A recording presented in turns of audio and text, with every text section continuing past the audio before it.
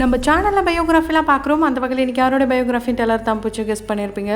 ஆமாங்க, சிங்கர் சைந்தவி அவர்களை பற்றி தான் எல்லாரும் இந்த வீடியோவில் பார்க்க போகிறோம். இவங்களை பற்றி பார்க்குறதுக்கு முன்னாடி இது வரைக்கும் யாரெல்லாம் நம்ம சினி சமூகம் சேனலை சப்ஸ்கிரைப் பண்ணலையோ அவங்க எல்லாரும் மறக்காமல் சப்ஸ்கிரைப் பண்ணிவிட்டு பக்கத்தில் இருக்க பெல் ஐக்கானையும் மறக்காமல் ப்ரெஸ் பண்ணிவிடுங்க. சைந்தவி சென்னையை சேர்ந்தவங்க தான். இவங்க 1989 பிறந்திருக்காங்க. இப்போ இவங்களுக்கு 35 வயசாகுது. நம்ம எல்லாருக்குமே தெரியும், என்னதான் இவங்க ஒரு சிங்கராக இருந்தாலும் மியூசிக் டைரக்டர் அண்ட் சிங்கர் ஆக்டரான ஜிவிபி அவர்களுடைய மனைவியா இருந்தவங்க தான். என்ன மனைவியா இருந்தவங்கன்னு சொல்றீங்க, இப்பவும் அவங்களுடைய மனைவி தானே அப்படின்ட்டு நிறைய பேர் சொல்லுவீங்க. ஆனா இவங்க எல்லாருக்குமே அதிர்ச்சி கொடுக்குற வகையில அவங்களுடைய வாழ்க்கையை புரட்டி போடுற வகையில ஒரு விஷயத்த இப்போ ஒன்று பண்ணியிருக்காங்க. அது மட்டும் இல்லாம அண்ட் இவங்களுடைய சிங்கிங் கெரியர், இவங்களுடைய ஹிட்டான சாங்ஸ் இது எல்லாத்தையும் தான் தொடர்ந்து இந்த வீடியோவில் பார்க்க போகிறோம். அதுக்கு முன்னாடி ஜிவிபி அண்ட் சைந்தவி இவங்க ரெண்டு பேருடைய பேர் உங்களுக்கு எந்த அளவுக்கு பிடிக்கும் அண்ட் இவங்களுடைய சாங் எனக்கு ரொம்ப பிடிக்கும்ட்டு யாரெல்லாம் சொல்கிறீங்களோ அவங்க மறக்காம கமெண்ட் பாக்ஸில் கமெண்ட் பண்ணுங்க. சைந்தவி அவர்கள் தன்னுடைய 12வது வயசுல இருந்து ஒரு கர்நாடிக் சிங்கராக இருக்கிறாங்க. அவங்களுடைய வீட்டில் அவங்க மட்டும் தாங்க ரொம்ப நல்லா பாடுவாங்கன்னு சொல்ல முடியாது. ஏன்னா அவங்களுடைய ஃபேமிலியே ஒரு சிங்கிங் ஃபேமிலின்னு சொல்லலாம். அதனாலே என்னவோ இவங்களுக்கு சின்ன வயசுல இருந்து பாடுற திறமை வந்திருக்கு. 2001 இருந்து இந்த இண்டஸ்ட்ரியில இருக்காங்கன்னே சொல்லலாம்.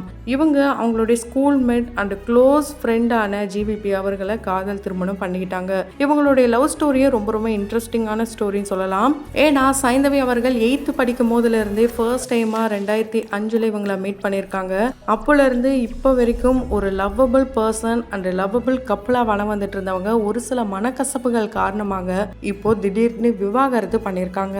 சில நாட்களுக்கு முன்னாடி இவங்க ரெண்டு பேரும் பிரிய போறாங்க, விவாகரத்து வாங்க போறாங்க அப்படிலாம் சொல்லிட்டு தெரிஞ்சாங்க. இதெல்லாமே ரூமர்ஸ் அப்படின்ட்டு சொல்லுவாங்கன்னு பார்த்தா, ஆமா நாங்க உண்மையாலே விவாகரத்து வாங்க போறோம். எங்க ரெண்டு பேருக்கும் கல்யாணம் ஆகி 11 வருடங்கள் ஆகுது. இந்த 11 வருஷத்துல நாங்க ரொம்ப மறக்க முடியாத தருணங்கள் எங்களுடைய வாழ்க்கையில நடந்திருந்தா கூட ஒரு சில மனக்கசப்புகள் எங்களுடைய வாழ்க்கையில இருக்கு. அதனால நாங்க ரெண்டு பேரும் பிரிய போறோம். ஸோ இதுக்கப்புறம் ரெண்டு பேரும் தனித்தனியான பாதையில தான் வாழ போறோம். எல்லாருமே எங்களை புரிஞ்சுப்பீங்கன்னு நம்புறேன்.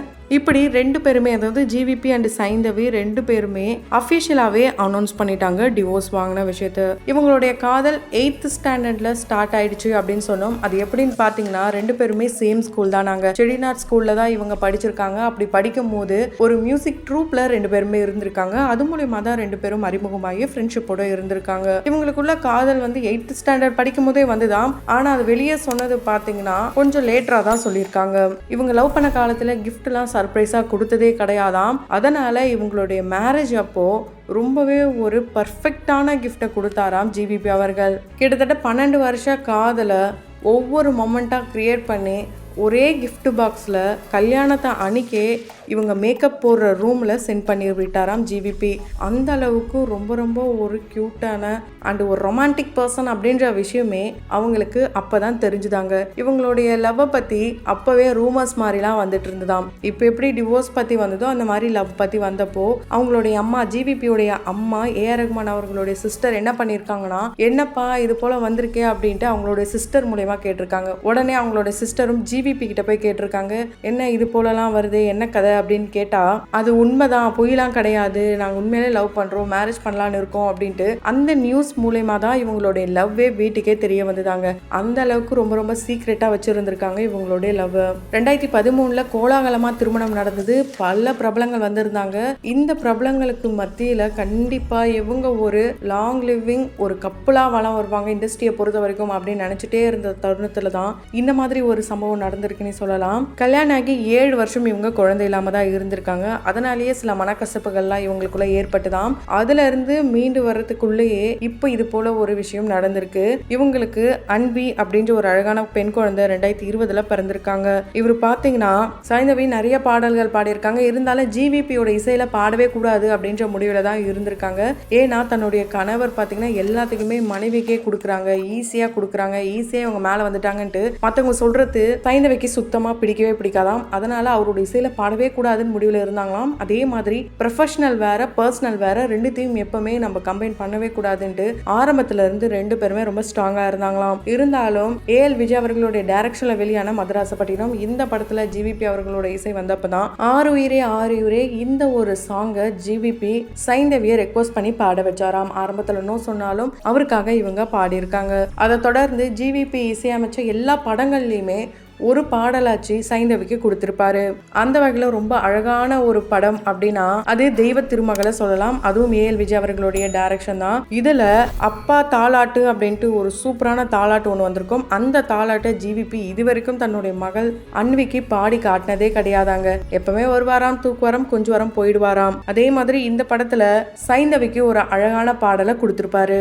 விழிகளில் ஒரு வானவில் இமைகளை தொட்டு பேசுதே உன்னிடம் பார்க்கிறேன் நான் பார்க்கிறேன் என் தாய்முகம் அன்பே அப்படின்ட்டு ஜிவிபியே பார்த்து பாடுற மாதிரியான ரொம்ப எமோஷ்னலான வரிகளோட இருக்கும். அதை தொடர்ந்து மயக்கம் என்னும் படத்திலும் அவரோட இசையில பிறை தேடும் இரவிலே உயிரே எதை தேடி அலைகிறாய் கதை சொல்ல அழைக்கிறேன் உயிரே அன்பே நீவா உதயம் NH4 படத்துல இருந்து யாரோ இவன் என் பூக்களின் வேறோ இவன் என் பெண்மையை வென்றான் இவன் அன்பானவன் இப்படி லவ் சாங்கா இவங்களுக்கு கொடுத்துட்டே இருந்த சமயத்துல யாருமே எதிர்பார்க்காத வகையில ஒரு சூப்பர் டூப்பர் ஹிட் அண்ட் ரொம்ப ரொம்ப ஒரு ஸ்ட்ராங்கான பாடலை இவங்களை பாடவே வைக்க கூடாதுன்னு இருந்த சூழ்நிலையில இவங்களுக்கு அந்த பாடல் தேடி வந்திருக்கு. அது எந்த பாடல் அப்படின்னு கேட்டீங்கன்னா அசுரன் படத்துல இருந்து எள்ளுவய பூக்களையே இந்த பாடல் தாங்க. இந்த பாடல் ஆரம்பத்துல இருந்து வைக்கம் விஜயலட்சுமி அம்மாவை பாட வைக்கலாம் அப்படின்னு தான் இருந்திருக்காங்க.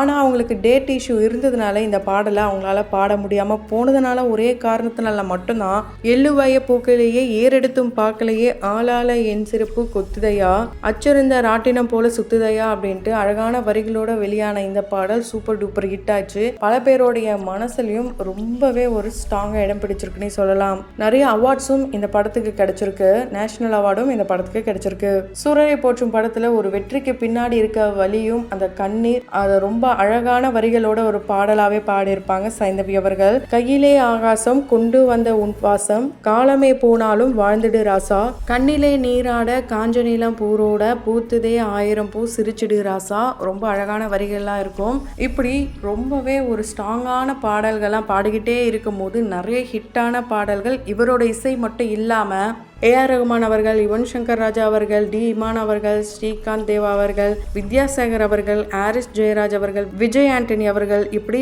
பல இசையமைப்பாளர்களுடைய இசைகளை இவங்க பாடல்களை பாடியிருக்காங்க. நிறைய ஹிட்டான பாடல்களும் இருக்கு. அதுல எவர் கிரீன் சாங்ஸ் அப்படின்னு எடுத்துக்கிட்டோன்னா அந்நியன் படத்துல இருந்து அண்டங்காக்கா கொண்டக்காரி, சரவணா படத்துல இருந்து காதல் வந்ததும் சொல்லாமல், அழகிய தமிழ் மகன் படத்துல கேளாமல் கையிலே, படிக்காதவன் படத்துல இருந்து அப்பா அம்மா விளையாட்டு விளையாடலாம், பையா படத்துல அடடா மழடா அடமழடா, சுறா படத்துல இருந்து தஞ்சாவூர் ஜில்லாக்காரி, தெக்கிடி படத்துல இருந்து விண்மீன் விதையில், கப்பல் படத்துல இருந்து காதல் கசாட்டா, தெரி படத்துல இருந்து என்ஜீவன், தலைவா படத்துல இருந்து யார் இந்த சாலையோரம் இந்த 2 சாங்குமே ஜிவிபி கூட சேர்ந்தே இவங்க பாடியிருக்காங்க. இப்போ Sarigamapa season 4ல one of the ஜட்ஜாவும் இருக்காங்க. ரொம்பவே பாசிட்டிவா போயிட்டு இருந்த இவங்க லைஃப் இப்போ ரொம்பவே அப்செட்டா மாறி இருக்குன்னு தான் சொல்ல முடியும். ஸோ இவங்களுடைய இந்த டிவோர்ஸ் செய்தி யாருக்கெல்லாம் ரொம்ப பெரிய ஒரு ஷாக்கிங்கா இருக்குன்றத கமெண்ட் பாக்ஸ்ல கமெண்ட் பண்ணுங்க. தொடர்ந்து பயோகிராஃபிலாம் யாரோட இது வேணும்னு நினைக்கிறீங்களோ அதையும் கமெண்ட் பாக்ஸ்ல கமெண்ட் பண்ணுங்க. அதுக்கு முன்னாடி நம்மளுடைய சினி சமூகம் சேனலை சப்ஸ்கிரைப் பண்ணிட்டு பக்கத்தில் இருக்க பெல் ஐக்கானையும் பிரஸ் பண்ணிடுங்க.